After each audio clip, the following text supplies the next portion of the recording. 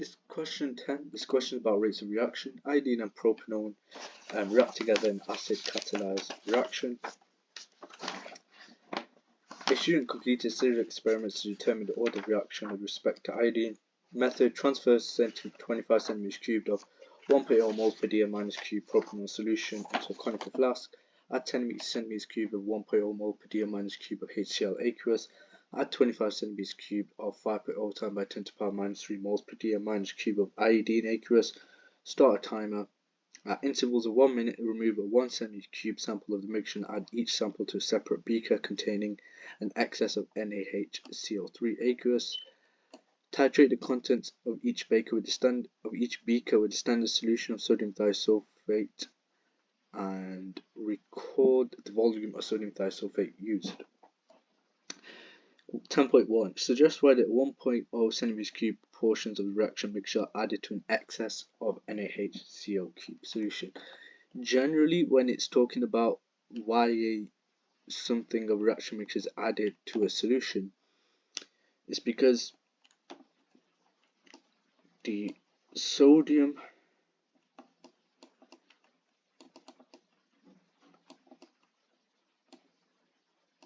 hydrogen carbonate solution neutralizes the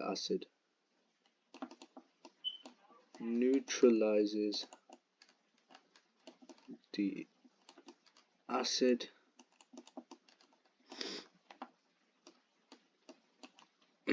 Hence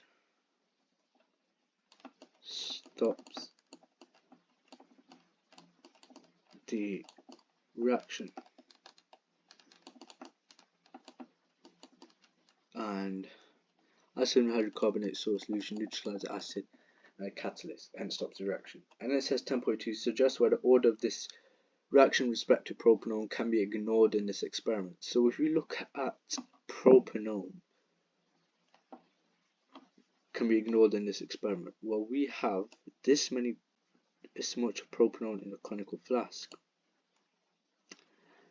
and because the concentration of propanone is concentration of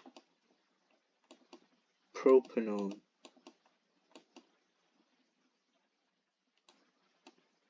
is much larger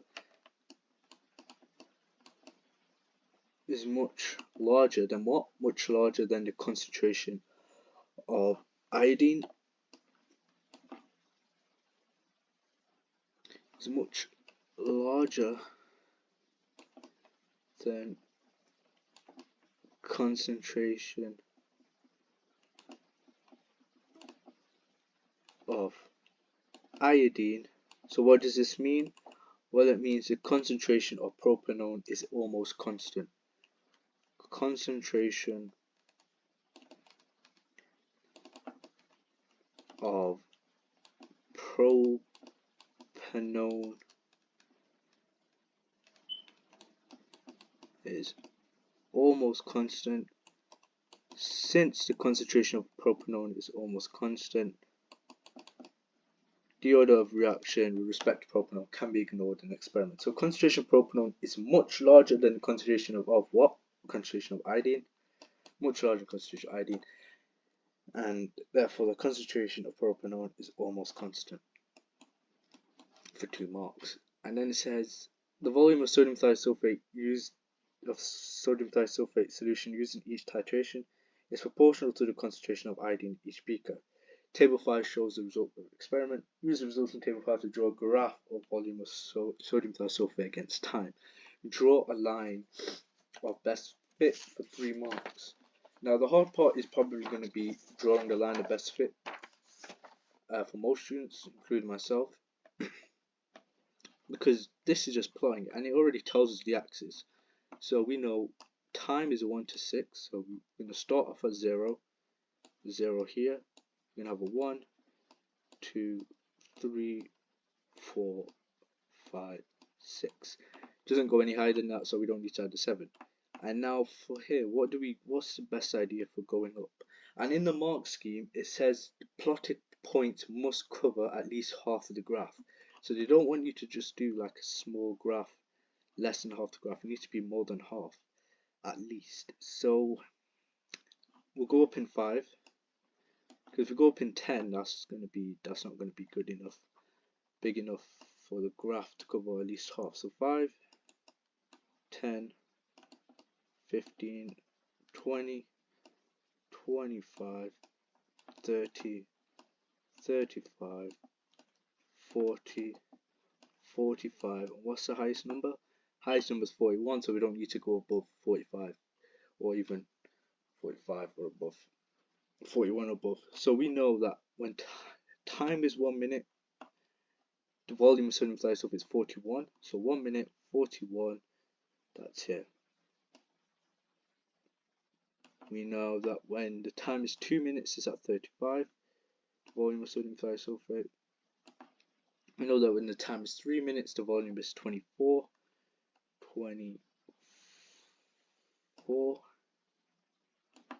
And we know that when times 4 is at 22. Or times at 5 is at 16. And we know when the time is at 6, it's at 10. And then it says draw a line of best fit. Well, it's gonna be like, can I do a straight line here?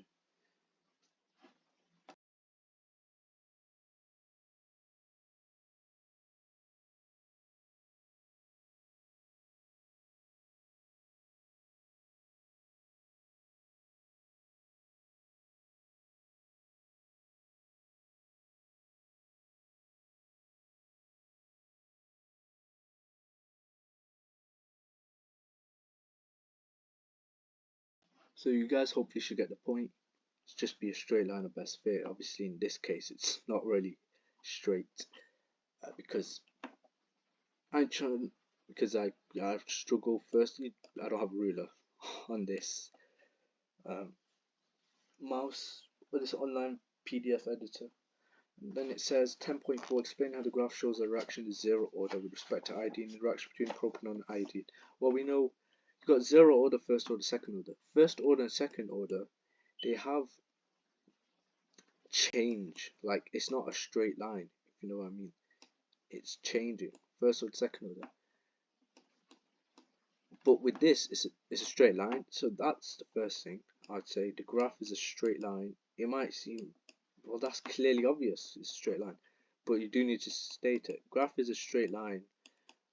But what my next point is going to be is probably the key thing. Graph is a straight line, hence has a constant gradient. That's key. So yeah, graph is a straight line. That's good to include. However, what does that mean? Well, that means that it has a constant gradient.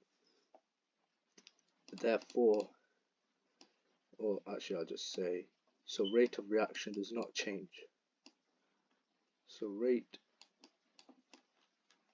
of reaction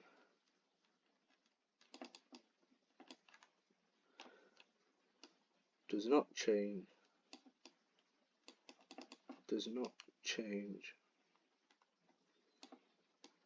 as the concentration of iodine changes.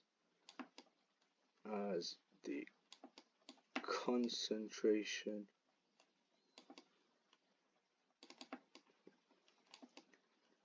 of iodine changes.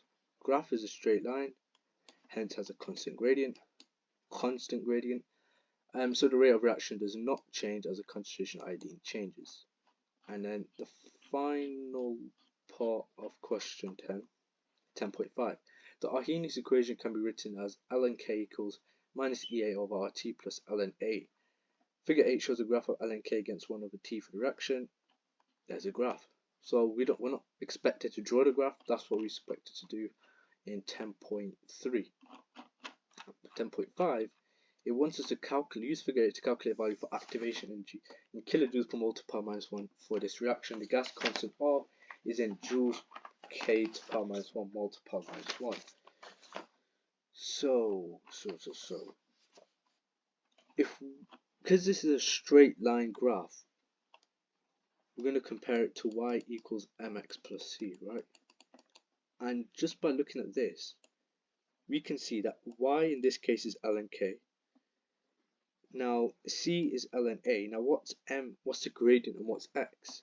Well, we know this is y. This is the y-axis, ln k, and this is the x-axis. And therefore we know 1 over t is the x value. Therefore, what's going to be the gradient? Well, the gradient is going to be minus EA over R, because if we do minus EA over R times by 1 over t, that will give me minus EA over RT. Therefore, now I'm going to do that just to make it clear understanding for the examiner and myself, that I know y is equal to ln k, x is equal to 1 over t, yeah, because it's x against y, ln k against 1 over t against ln k, or ln k against 1 over t. Third thing, well, we know m, the gradient, now is minus EA over R, EA over R. And the fourth thing, c, aka the y-intercept, is ln a. What we're trying to find the activation energy in kilojoules per mole to power minus 1. That's going to be key as well, because the gas constant is in joules K to power minus 1 mole to power minus 1. So what we need to do is just find the gradient and then it times by 8.31 and then divide by 1000, because that is the activation energy in joules, but we want it in kilojoules. So find the gradient. How do we do that? Well, let's just pick these 2 points, right? Probably the hardest 2 points, maybe, depends whether you like to do your points very close together or pretty far. I'm going to do it here. So what's this? Well, this is the y-axis, this is the x-axis, and that's what I might start doing any time I do these type of questions, these graph questions with Arrhenius equation and Gibbs free energy change, is plot the x-axis and y-axis so you know that therefore this is your y points, this is your x points, because just simple mistakes that I struggle with and maybe you guys struggle with as well. So I can see here that my y-axis is minus 14 here, and my y-axis here, while it goes up, minus 2.2468 minus 2.8. Now my x values are here. Obviously in exam you could probably see it clearly, you don't need to draw straight lines.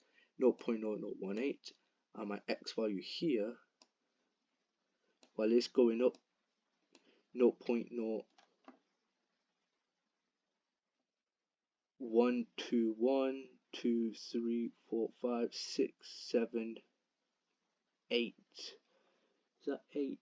8, 9. No, it's 8. Yeah, it's 8. So the gradient m is equal to, first thing I'm going to show what the equation is, y2 minus y1 over x2 minus x1, then show the substitution. So in this case, minus 14 minus 2.8 over x2, 0.0018 minus 0.00128.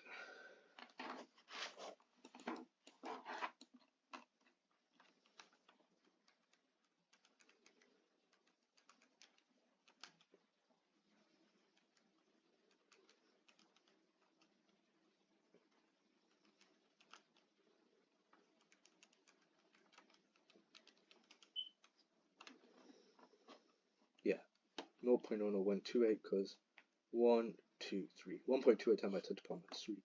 So we get the gradient as minus 14 minus 2.8, 0.0018 minus 0.00128. I get the gradient as minus 21538. Now this is not my answer. The gradient, as I said here, third point of key information, gradient is minus EA over R. So M is equal to minus EA over R, so I'll get minus 21538 is equal to minus EA over R.